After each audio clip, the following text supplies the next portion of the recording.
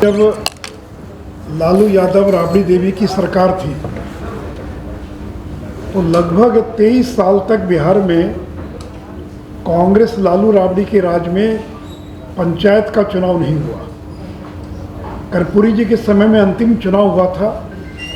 उसके बाद 23 साल तक बिहार में कांग्रेस का राज हो या लालू राबड़ी का राज हो, न नगर निकाय का चुनाव हुआ न पंचायत का चुनाव हुआ।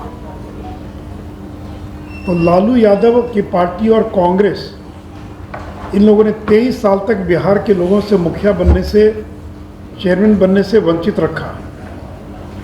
और 2003 में जब राबड़ी देवी ने बिहार में चुनाव कराया तो अति पिछड़ों को तो छोड़िए, दलितों को भी चुनाव में आरक्षण नहीं दिया, जबकि संविधान में प्रावधान है कि मुखिया, उप मुखिया, प्रमुख इन सारे पदों पर अनुसूचित जाति जनजाति के आरक्षण की अनिवार्यता है, मैंडेटरी है।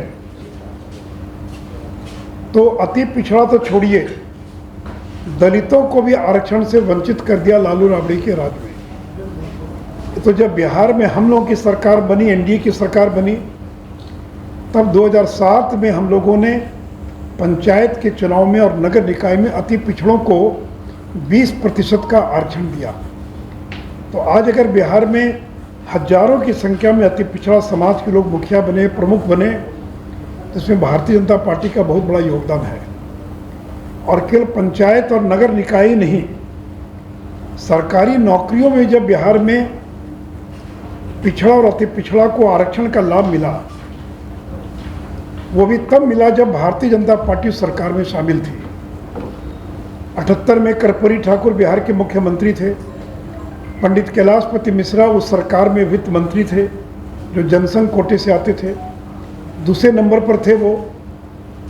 और उस सरकार ने बिहार में पहली बार पिछड़ों और अति पिछड़ों को सरकारी नौकरियों में आरक्षण देने का काम किया।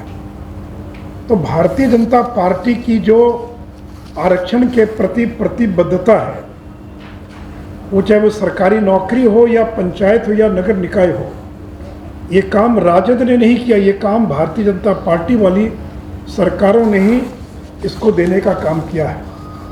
लेकिन मित्रों, दुर्भाग्य है कि पिछले दिनों नीतीश कुमार के अहंकार के कारण और बिहार के अति पिछड़ों, जो अति पिछड़ा समाज है, वो मेयर, डिप्टी मेयर वगैरह बनने से वंचित रह गया। पिछले 1 साल में सुप्रीम कोर्ट के अनेक निर्देश आए हैं। मैं उसमें से कुछ निर्देश आपके सामने पढ़ना चाहूँगा। आपके पास एनेक्स्चर 1 होगा। ये एनेक्स्चर 1 है जो नगर विकास एवं आवास विभाग का है। इस एनेक्स्चर 1 को एक बार खोल लीजिए तो इसके पेज नंबर 2 पर ये एडवोकेट जनरल की राय है।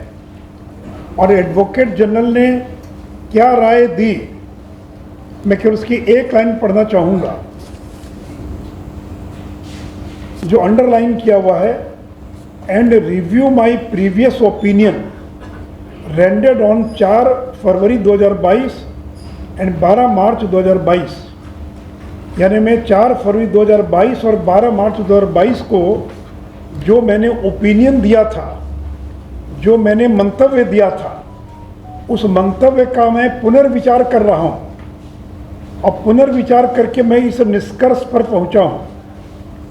तो एडवोकेट जनरल साहब पहले आपने क्या राय दिया, 4 फरवरी को क्या राय नगर विकास को, और कह रहा है कि 10 मई को सुप्रीम कोर्ट का निर्देश है कि मेरा जो निर्देश है, सुप्रीम कोर्ट का निर्देश है, ये केवल महाराष्ट्र पर लागू नहीं होता है, केवल मध्य प्रदेश पर लागू नहीं होता है, देश के सभी राज्यों पर यह निर्देश लागू होता है। ये एक संवैधानिक मैंडेट है जो सभी लोगों को विदाउट फेल जिसका पालन करना है। यह राज्य निर्वाचन आयोग लिख रहा है। कब लिख रहा है? 11 मई को नगर विकास विभाग को। उपयुक्त परिप्रेक्ष्य के में आयोग के प्रासंगिक पत्र सूचना एवं आवश्यक कार्रवाई हेतु प्रेषित। तो मुख्यमंत्री जी, ये मेरा निर्देश नहीं है, बीजेपी का आदेश या निर्देश नहीं है। ये नगर विकास को राज्य निर्वाचन आयोग ने सुप्रीम कोर्ट का जो आदेश है ये केवल महाराष्ट्र पर लागू नहीं होता है, केवल मध्य प्रदेश पर, देश के सभी राज्यों पर लागू होता है, यह उन्होंने उल्लेख किया है। फिर आप आइए एनेक्चर 3 पर। यह 28 मार्च का पत्र है। यह भी राज्य निर्वाचन आयोग ने नगर विकास को पत्र लिखा है। मैं इसका कल रेलिवेंट पोर्शन पढ़ रहा हूँ। 3 जजमेंट को कोट किया उसने। पहला जजमेंट है स्टेट ऑफ महाराष्ट्र का, जो 19 जनवरी 2022 का है, यानी इस साल के जनवरी का है। वो क्या कह रहा है? वी रिटरेट, हम दोहराते हैं, that similar dispensation be followed including regarding the compliance of triple test by all states और द यूनियन टेरिटरीज। यानी जो ट्रिपल टेस्ट का सिद्धांत है वह सभी राज्यों पर लागू होगा if they intend to conduct election of local government and provide for reservation for OBC category। अगर वो स्थानीय निकाय का चुनाव कराना चाहते हैं और उसमें OBC आरक्षण देना चाहते हैं तो ट्रिपल टेस्ट का जो सिद्धांत है उसको आपको क्रियान्वित करना पड़ेगा।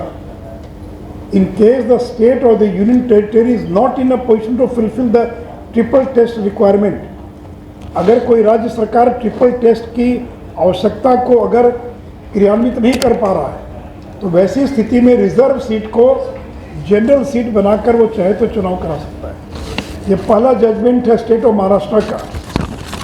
दूसरा जजमेंट कोर्ट कर रहा Mohan Nagar versus state of Madhya Pradesh. उसमें कह रहे हैं कि further we have requested mister Tushar Mehta, learned solicitor general, to impress upon the concerned authority. मैं इसका हिंदी अनुवाद कल पढ़ देता हूँ कि भारत सरकार के जो अटॉर्नी जनरल हैं तुषार मेहता, सॉलिसिटर जनरल, उनको हम और उस पर पुनर्विचार करने की क्यों आवश्यकता पड़ गई। उसके अगले पेज पर आप जाइए जिसमें लिखा हुआ अंग्रेजी में लर्नेड एडवोकेट जनरल बिहार, उसमें जो अंडरलाइन है मैं उसको केवल उसको पढ़ रहा हूँ। The present opinion file has been place for fresh opinion. यह फाइल मेरे पास फ्रेश ओपिनियन के लिए रखी गई है। While previous 2 opinions were rendered dated 4 February 2022 and 12 March 2022 were under constitution of a dedicated commission was opined in terms of judgment of the Honorable Supreme Court referred in the opinion previously rendered। क्या मतलब हुआ? वो कह रहे हैं कि 4 February 2022 और 12 मार्च को मैंने जो मंतव्य दिया था, और क्या मंतव्य दिया उसमें लिखा है कि डेडिकेटेड कमीशन बनाया जाना चाहिए सुप्रीम कोर्ट के निर्देश के आलोक में। उसको मैंने अंडरलाइन कर दिया। यस, यह एडवोकेट जनरल की फाइल की नोटिंग का कागज मैं आपको दे रहा हूँ। तो 2 बार आपने 4 फरवरी को 2022 को और 12 मार्च को 2 बार, एक बार नहीं 2 बार ओपिनियन दिया कि सुप्रीम कोर्ट के दिशा निर्देश के आलोक में आयोग का गठन किया जाना आवश्यक है। फिर आपने अपने मंतव्य क्यों बदल दिया, किसके दबाव में बदल दिया? यह एक सवाल है जिसका जवाब बिहार के एडवोकेट जनरल को देना होगा। दूसरा, आप एनेक्चर 2 पर आइए जो मैंने आपको दिया, उसमें एनेक्चर 2 ये 11 मई का है। अभी ये महीना 11वां महीना 10वां महीना चल रहा है। ये 11 मई को राज्य निर्वाचन आयोग के विशेष कार्य पदाधिकारी ने नगर विकास को जो पत्र लिखा मैं उसको पढ़ना चाहूँगा। माननीय सर्वोच्च न्यायालय के विभिन्न निर्णयों के आलोक में पिछड़े वर्गों की सूची आयोग को प्रेषित करने के संबंध में सुप्रीम कोर्ट के जो अलग अलग निर्णय आए हैं उसके आलोक में आप निर्वाचन आयोग को पिछड़े वर्गों की सूची उपलब्ध कराइए। उसमें आगे लिखते हैं, प्रारंभिक पत्र के क्रम में कहना है कि पुनः माननीय सर्वोच्च न्यायालय द्वारा रिट पिटिशन फलाना फलाना दिनांक 10 मई 2022 को सभी राज्य सरकारों एवं आयोग का अनुपालन हेतु दिशा निर्देश दिए गए जो निम्नवत है। 10 मई को सुप्रीम कोर्ट ने क्या दिशा निर्देश दिया उसको कोट कर रहा है। अंग्रेजी में पढ़ रहा हूँ। We also make it clear, ये कोर्ट का आदेश है, यह बीजेपी का आदेश नहीं, कोर्ट का आदेश में पढ़ रहा हूँ। We also make it clear that this order and directions given are not limited to the Madhya Pradesh और महाराष्ट्र स्टेट। ये हम जो निर्देश दे रहे हैं, ये निर्देश केवल मध्य प्रदेश पर लागू नहीं होता है, केवल महाराष्ट्र पर लागू नहीं होता है। In terms of a similar order pass on 4 May 2022, but to all the state union territories and the respective election commission to abide by the same without fail to uphold the constitutional mandate. क्या कर रहा है supreme court? आज election दे के चुनाव कराइए ना, कैसे कराना ये आपका सरदर्द है भाई। आप, मैं तो ये कह रहा हूँ, हम ये थोड़ी कह रहे कि बिना आरक्षण दिए चुनाव कराइए। आरक्षण, अति पिछड़ों को आरक्षण देकर तत्काल चुनाव कराइए। उसके लिए जहाँ से परमिशन लेना पड़े, जो लेना पड़े, क्योंकि आपकी गलती के कारण वो वंचित हो गए हैं, तो इसलिए आरक्षण देकर चुनाव कराओ। ये कहा हम लोगों ने, ये नहीं कहा कि बिना आरक्षण दिए चुनाव कराओ। तो ये आपका सरदर्द, आप सरकार में हैं, आपकी गलती से हाईकोर्ट में आप हार गए, मुकदमा हार गए जो है, तो इसलिए जो करना हो कीजिए, लेकिन जल्द से जल्द आरक्षण देकर चुनाव कराइए। एक बार में 2006 में आप थोड़ी देर से आए, इसलिए पूरी बात सुन नहीं पाए। मैंने पूरी बात बता दिया कि सुप्रीम कोर्ट का निर्देश आया 21 में, इसके पहले जो चुनाव हुए वो आरक्षण देकर चुनाव हुए। भाई जब निर्देश आएगा कोर्ट का तभी ना आप कीजिएगा। तो सुप्रीम कोर्ट का निर्देश आया 2021 के अंदर, और उसने कहा कि ट्रिपल टेस्ट के आधार पर चुनाव कराइए। हम तो आरक्षण के पक्ष में ही, मेरे हम ही लोगों के कारण आरक्षण मिला, तो कहाँ उससे हम भाग रहे हैं? आज भी हम यही तो कर रहे हैं। तो 2007 में चुनाव हुआ, 2012 में चुनाव हुआ, 2017 में चुनाव हुआ, 3 चुनाव हुए बिहार के अंदर, आरक्षण देकर चुनाव हम लोग साथ में थे। उसमें सुप्रीम कोर्ट का निर्देश नहीं था। सुप्रीम कोर्ट का निर्देश तो 2021 में आया है। तो सुप्रीम कोर्ट के निर्देश के बाद जो चुनाव हो रहे हैं और किसी ने चुनौती दे दिया, तो कोर्ट ने कहा कि आप पालन कीजिए आप। इसलिए कहाँ इसमें बीजेपी विरोध में? हम तो यही तो मांग कर रहे हैं कि आपकी गलती के कारण अति पिछड़ा समाज वंचित हो गया, इसलिए आरक्षण देखकर तत्काल चुनाव कराइए। जहाँ जाना हो जहाँ जाइए, लेकिन हमको चुनाव चाहिए आरक्षण के साथ जो। हाँ, बताइए कि वहाँ जब चुनाव हुआ कोई कोर्ट में नहीं गया तो हो गया, यहाँ भी तो पंचायत का चुनाव हुआ ना। अरे भाई बात समझिए, अगर बात पहले समझ लीजिए। अगर कोई उल्लंघन कर रहा है तब एफआईआर दर्ज कीजिएगा, तब ना पुलिस कार्रवाई करेगी। तो गांधीनगर में या कहीं भी चुनाव हुआ तो कोर्ट में किसी ने चुनौती नहीं दी होगी। अरे भैया सरकार का काम, कोई कोर्ट में चुनौती? बिहार में भी तो चुनाव हुआ ना, पंचायत का चुनाव हुआ कि नहीं हुआ? कैसे हो गया चुनाव? अरे वही तो मैं कह रहा हूँ।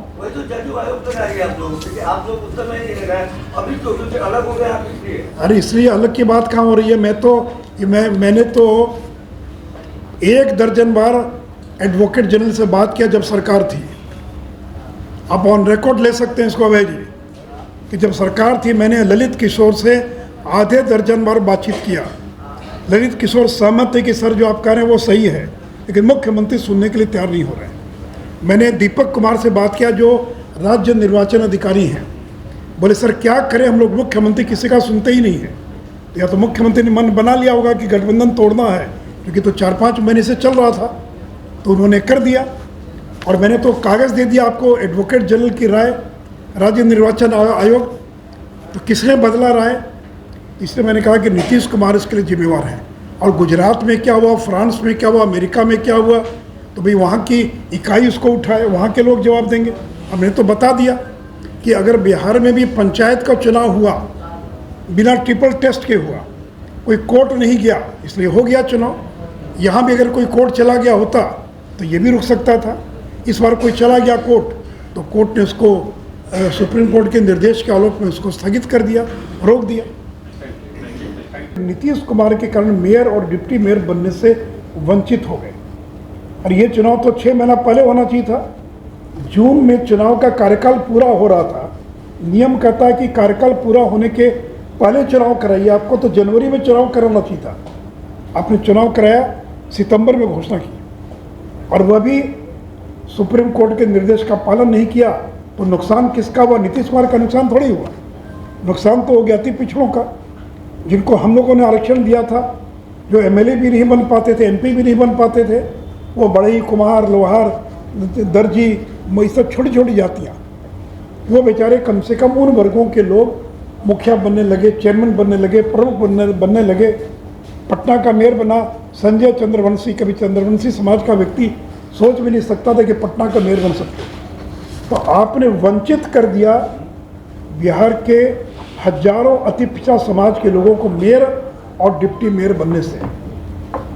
और इसलिए और बिहार के अति पिछड़ा और बाकी लोगों का जो चुनाव प्रचार में करोड़ों का नुकसान हो, उसकी भरपाई कौन करेगा? तो ये राज्य सरकार को इसकी भरपाई करनी चाहिए। इसलिए हमारी 3 मांग है। पहली मांग हमारी है, अति पिछड़ों को नगर निकाय में आरक्षण देकर तत्काल चुनाव कराओ। आप आयोग बनाइए, नहीं बनाइए, आपका काम है। आप हाई कोर्ट जाइए कि सुप्रीम कोर्ट जाइए कि यूनाइटेड नेशंस जाइए, ये आपका काम है। हमारी तो एक ही मांग है कि तत्काल चुनाव कराइए, अति पिछड़ों को आरक्षण देकर चुनाव कराइए। जो आपके कारण वो वंचित हो गए, इसलिए अति पिछड़ों को नगर निकाय में आरक्षण देकर तत्काल चुनाव कराओ। हमारा नारा है, अति पिछड़ों को आरक्षण दो, तत्काल चुनाव कराओ। अति पिछड़ों को आरक्षण दो, तत्काल चुनाव कराओ। अति पिछड़ों को आरक्षण दो, तत्काल चुनाव कराओ।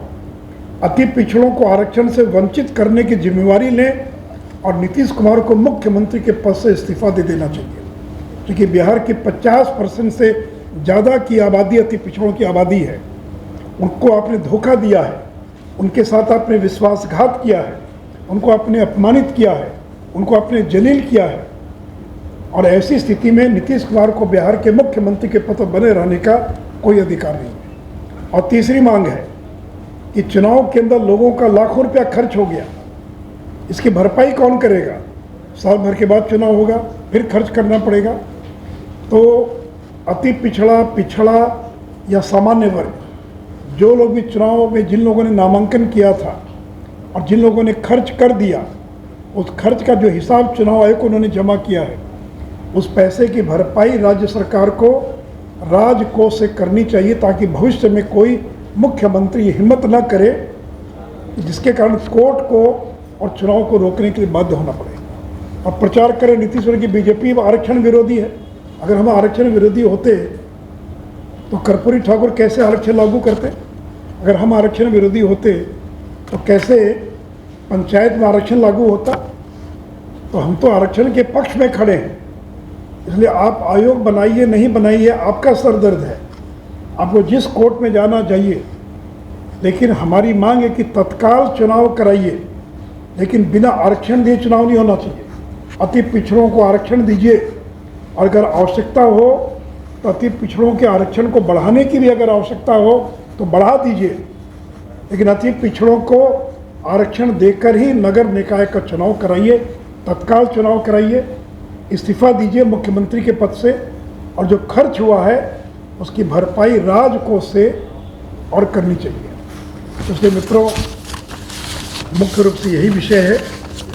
आज विषय बहुत है, लेकिन मैं एक मिनट, अभी जी, एक मिनट, मैं चाहूँगा कि केवल